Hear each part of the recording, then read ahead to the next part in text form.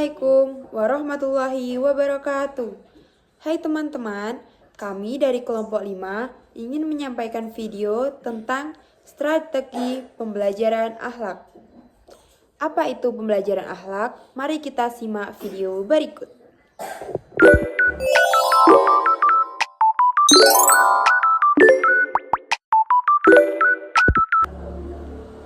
Mengapa pendidikan akhlak itu penting?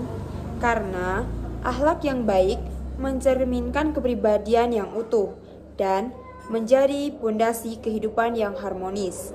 Sebaiknya, kemerosotan akhlak dapat memicu berbagai persoalan sosial, kekerasan, ketidakjujuran, hingga hilangnya rasa hormat antar individu.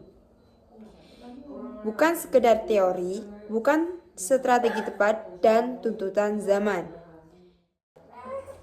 Pengertian akhlak. Secara bahasa, akhlak berasal dari kata khuluq yang berarti budi pekerti, tabiat, atau perangai bawaan seseorang. Secara istilah, akhlak yaitu kondisi jiwa yang telah melekat sedemikian rupa sehingga melahirkan perbuatan secara spontan tanpa memerlukan pikiran atau pertimbangan panjang terlebih dahulu. Pembelajaran akhlak yaitu adalah proses penanaman nilai, sikap, dan perilaku baik kepada peserta didik agar bertanam menjadi kebiasaan yang mengakar dalam kepribadiannya, bukan sekedar pengetahuan yang dihafal, melainkan karakter yang dijalani dalam kehidupan sehari-hari. Tujuan pembelajaran akhlak yaitu ada kesadaran moral, membedakan baik buruk, penerapan nyata, dan hubungan harmonis. Membentuk kesadaran peserta didik dan pentingnya nilai moral dan setiap tindakan yang diambil. Membedakan baik buruk, yaitu membekali kemampuan menilai dan membedakan perbuatan yang baik dan perbuatan yang buruk. Penerapan nyata, yaitu mendorong nilai luhur yang benar-benar diterapkan dalam kehidupan sehari-hari, bukan sekedar wacana. Hubungan harmonis yaitu membangun hubungan baik dengan Tuhan, sesama manusia, maupun lingkungan sekitar. Di dalam pembelajaran akhlak ada 8 strategi pembelajaran, yaitu keteladanan, yaitu uswah hasanah dari pendidik dan orang tua. Yang kedua, pembiasaan, latihan berulang hingga menjadi kebiasaan. Yang ketiga, nasihat, yaitu kisah teladan yang menyentuh dan mudah diingat. Yang keempat, reward, yaitu penghargaan dan konsekuensi mendidik. Yang kelima, pendekatan emosional, menyentuh empati lewat cerita dan pengalaman. Kemudian yang keenam, pendekatan rasional, yaitu berpikir kritis atas hikmah, nilai, dan akhlak. Yang ketujuh, experiential learning, yaitu praktik langsung, bakti sosial atau kerja tim. Kemudian yang terakhir, yaitu pembinaan lingkungan, adalah ekosistem sosial yang kondusif. 1. Keteladanan atau uswah hasanah. Strategi ini menempatkan pendidik, orang tua, dan tokoh masyarakat sebagai figur yang dicontoh secara langsung. Peserta didik cenderung meniru apa yang mereka lihat dan alami, sehingga sikap, ucapan, dan tindakan sehari-hari pendidik memiliki pengaruh jauh lebih besar dibandingkan sekedar nasihat verbal. Contoh penerapannya, guru datang tepat waktu dan menepati janji, orang tua bersikap jujur dan dalam transaksi sehari-hari, serta pemimpin menunjukkan sikap adil dalam mengambil keputusan. 2. Pembiasaan atau habituation. Nilai akhlak dilatih melalui rutinitas yang dilakukan berulang-ulang hingga menjadi kebiasaan yang melekat dalam diri peserta didik. Pengulangan yang konsisten membuat perilaku baik tidak terasa sebagai beban, melainkan bagian alami dari keseharian. Contoh penerapannya, mengucapkan salam saat masuk dan keluar ruangan, berdoa sebelum dan sesudah kegiatan belajar, serta membiasakan antri dan menjaga kebersihan bersama.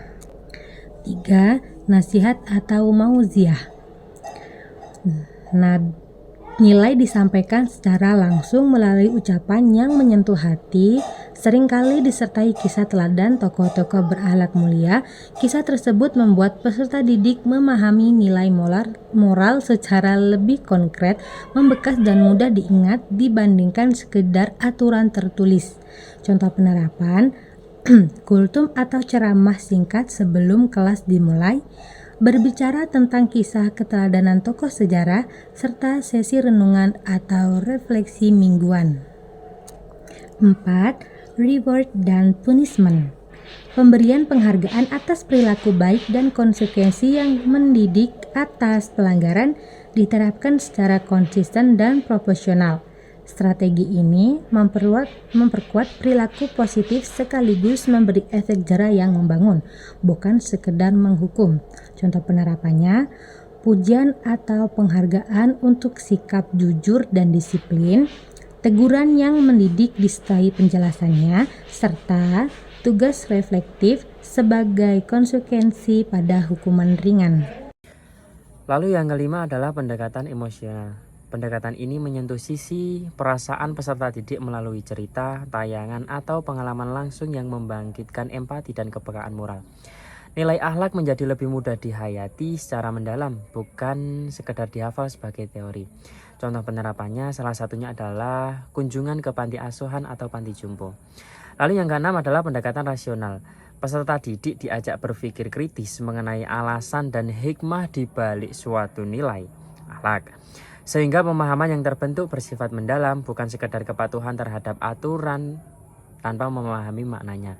Contoh penerapannya diantaranya adalah debat etika tentang isu-isu aktual. Lalu yang ketujuh adalah experiential learning. Kegiatan seperti bakti sosial, kerja kelompok, dan kunjungan lapangan memberi kesempatan bagi peserta didik untuk mempraktikkan nilai akhlak secara nyata dalam situasi kehidupan sosial, bukan hanya memahami secara teori di kelas. Contoh penerapannya salah satunya adalah kegiatan bakti sosial ke daerah terdampak bencana. Lalu yang ke-8 adalah pembinaan lingkungan. Lingkungan sekolah, keluarga, dan masyarakat yang mendukung nilai-nilai kebaikan turut membentuk akhlak peserta didik. Mengingat karakter seseorang itu tidak hanya dipengaruhi pendidikan formal, tetapi juga interaksi sosial di sekitarnya. Contoh penerapannya salah satunya adalah tata tertib sekolah yang menjunjung nilai kejujuran. Faktor yang menentukan keberhasilan. Konsistensi pendidik, guru dan orang tua menerapkan nilai-nilai akhlak secara konsisten dalam setiap interaksi, bukan hanya pada momen tertentu. Kualitas keteladanan. Figur peserta didik menampilkan keteladanan yang otentik dan selaras antara ucapan dan tindakan. Dukungan lingkungan. Keselarasan nilai antara sekolah, keluarga, dan masyarakat memperkuat proses penanaman akhlak. Kesesuaian metode. Strategi pembelajaran disesuaikan dengan karakteristik dan tahap perkembangan serta peserta didik.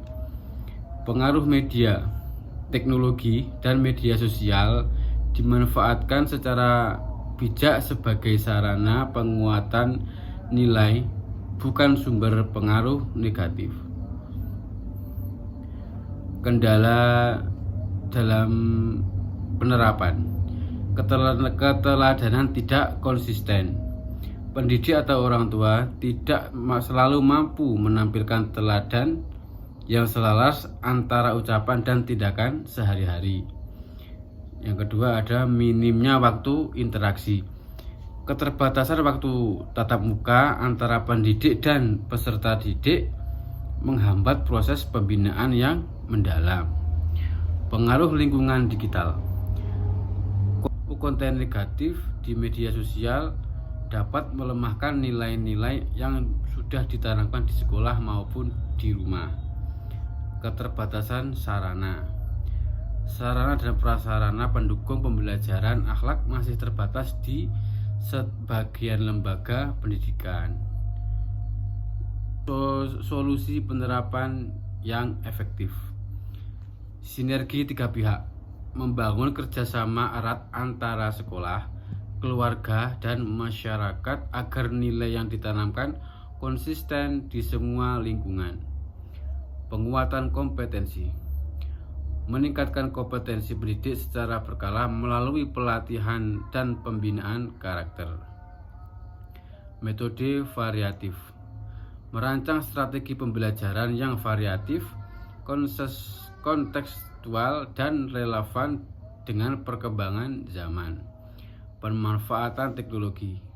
Menggunakan teknologi secara bijak sebagai sarana penguatan nilai, bukan sekedar dihindari. Berikut kesimpulannya. Akhlak dibangun bukan sekedar diajarkan. Yang pertama, 8 strategi keteladanan hingga pembinaan lingkungan paling efektif diterapkan secara terpadu, bukan berdiri sendiri-sendiri. Yang kedua, keberhasilan pembelajaran akhlak bergantung pada konsistensi pendidik, kualitas teladan, serta sinergi keluarga, sekolah, dan masyarakat. Kendala seperti keterbatasan waktu dan pengaruh media dapat diatasi melalui kerjasama lintas pihak dan pemanfaatan teknologi secara bijak. Evaluasi berkelanjutan diperlukan agar strategi pembelajaran akhlak tetap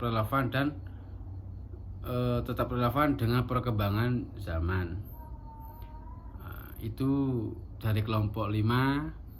Semoga bermanfaat dan semoga strategi terpakai. Sekian dari kelompok kami. Wassalamualaikum warahmatullahi wabarakatuh.